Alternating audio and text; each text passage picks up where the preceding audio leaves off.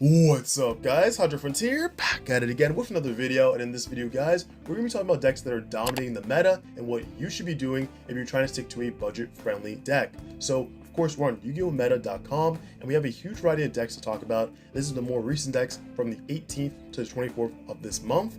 And of course, we're gonna start with the 5th deck that I would consider as friendly, and then you kind of just work your way. So starting off with Memento, right? Memento is a very decent strategy. It used to be a lot more expensive back in the day, and I would say now it's a little more not only viable but also budget friendly, right? You have combined creation, which really is about like 10-15 bucks a pop. Sometimes, of course, you could play more than one, but a lot of people just play the one. And I would say that the bulk of what this deck is, you have the Moltarmi cards, right? You have Polaria, you have Warlos.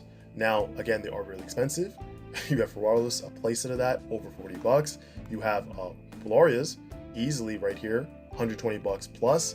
But the good thing is that they are getting reprinted in the Megatins. So as a player's mindset, this is not bad. Their prices are obviously going to go down, right? And it's still a more recent reprint for Warlos as well. You still have that in Stampede, so it's still accessible. And then we have something like, of course, Fiendsmith Tract, where easily it's 20 bucks, but before it was like 40, 50, 60 bucks, getting reprinted in the tins too. So prices will go down, which is great. It's nice that you can kind of just run a Fiendsmith engine into almost anything, and it's not costing you that much in 2025. So that's what we like to see.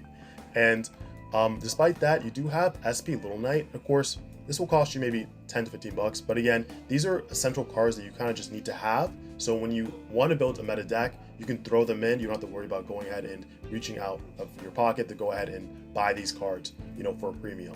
So that's kind of the mindset you want to have when you go and you make a deck that you love to play.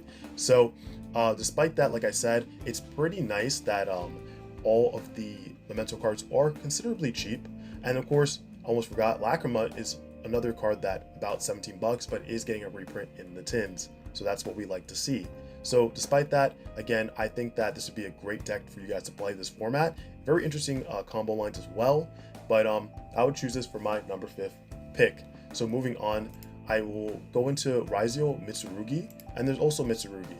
So again, for Ryzeal Mitsurugi, $261, which is great. Then you have for $248, we have regular Mitsurugi. Again, really good. And you can see here, again, everything isn't like too expensive, but when it comes to like staples, like of course you have Infinite Permanences, there are cheaper versions now, which are great. You have Dominus Impulse, which of course is a little pricey, but is getting a reprint in the tins. So again, from a player's mindset, it's not bad. My whole rant on the previous videos about saying like, why are they, I think people misunderstood me and saying like, I don't think reprints are bad, but reprints in higher rarities, when there's already a similar existing rarity there, it's pretty bad because it devalues everything. But I digress. Anyway, for Mitsurugi, Ritual was more expensive. It was about 30 bucks. Now it's about like 10 bucks. So that's not bad if you want to pick that up. And then again, you have SP Little Knight here. So you kind of have to just work around the cards that you're like, I don't want to buy. Maybe this alternative. It might not be exactly what you need, but it can still do somewhat of a good job.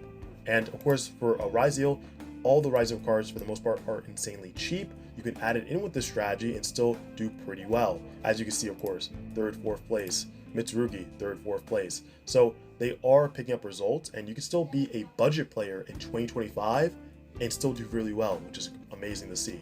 So for number 4th, I would say Mitsurugi or Ryzeal Mitsurugi. Moving on, for 3rd place, we have Crystron. And again, for 388 bucks, again, you have to kind of dissect this, right? It's not just the Crystron cards that are making up that price, but of course you have the K9 engine in here, which is really interesting too. And again, I think a lot of decks will benefit or are benefiting off of the K9 engine coming into the decks. So again, you have Infinite Impermanence, fairly cheap. Forbidden Droplet, again, not too expensive. Now, when you go down here, of course, you have Polarias, and Drolls are, again, very, very inexpensive. Same thing with your Lancias, very popular in this format. But Polarias, again, for about 120 plus, this deck would easily be about like 260-ish, so not too bad. And again, with the reprint, the prices will go down. But when it comes to the extra deck, you just have Little Knight, and other than that, everything is pretty good. Of course, 67 used to be very, very expensive. It had the one copy only, but now we are seeing more copies of it. Rares, you have the collector's rare, so again, the price has gone down on that.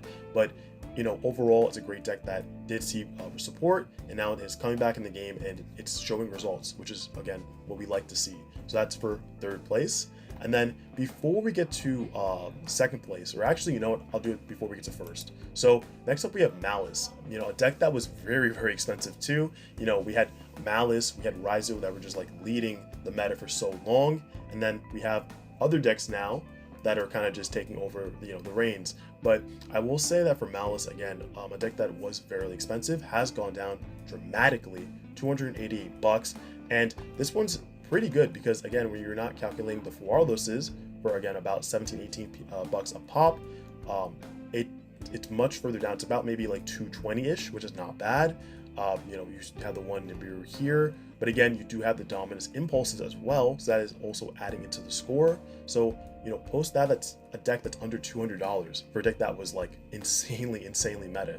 Like, it was considered like one of the two only options, right, that you would really play. And everything else for Maliss is fairly cheap. That's what we like to see. And you gotta love the 1D shifter. Don't get me wrong.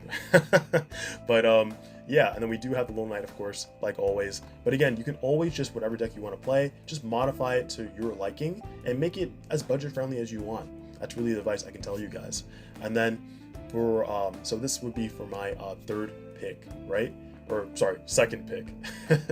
And then before we go into the first pick, some honorable mentions. We have Crystron, and this would be one of those more expensive decks that I said. It's harder to make this deck, I would say, budget friendly, just because what the deck is, like Crystron, it's fairly expensive. Like the main cards to get it, like just the core, are fairly expensive, right? You have the Ryzens, or of course, a lot of them you are playing 3-ofs, and again, you are playing, you can play the Molcharmi cards.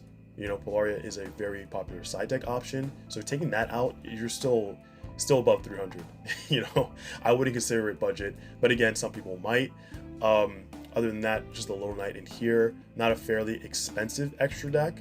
You know, everything's pretty standard, but it's just the bulk of what the deck does and the cards you do need. You play the K9 engine, it just goes crazy. So, you know, cards to consider when you go into that. But maybe in the future we'll get more reprints and it'll be a lot cheaper. Maybe 2026, who knows? And another honorable mention, we have Draco Tales. So Draco Tales, to be fair, it could be, you know, more budget friendly. I think that, you know, again, taking out the Molcharmi cards, it's under 300 for sure. I think more recently, people have been seeing more of a hype with Draco Tales. So of course, the cards have been going up in price. But again, I think with hype tends to fall, and then the cards would be considered more cheaper for you to pick up. But like I said, with the Molcharmi cards being reprinted, it's a win-win for everyone, and especially with this deck. So, you know, definitely kind of just keep this in your mind. If you are considering playing it, you can definitely play it in a budget-friendly manner. And then guys, for number one, of course, it is Yummy. So Yummy is a strategy that has been doing so well lately, and even the GOAT Triff won the other day. It's been doing so well. And I will say, for a deck that is $264, and that's including the Fuarloses, that's really good. A deck that's pretty much almost under $200. You know, you also have the purges as well, which are getting reprinted. So it's great to see, you know, this deck with the Fuarloses. You have the Purge, Infinite Impermanences, Pot of Prosperity, which isn't even expensive. You have Ash Blossoms, and even in the side deck, nothing really expensive. So it's nice to see that decks like this are not only in the meta, but they're very friendly with the current player base. And again, it's just a strong strategy as well. So waiting for that ban list, right? But guys, these are the decks that I consider, you know, top 5. They're, you know, just dominating, and of course they are almost friendly, or you can make it budget friendly at the end of the day. But if you guys see any decks, or you don't see any decks that I did not talk about, let me know, of course, down below. But guys, that's all I have for you for this video. If you guys liked the video, make sure to give it a huge like, comment down below your thoughts, and if you guys are not subscribed to the channel, what are you doing? Go and hit that subscribe button and turn the notification bell on so you're updated the next time I upload new videos. Alright guys, I will catch you in the next one. Hopefully you enjoy the rest of your day or night, and I will see you in the next video. Peace.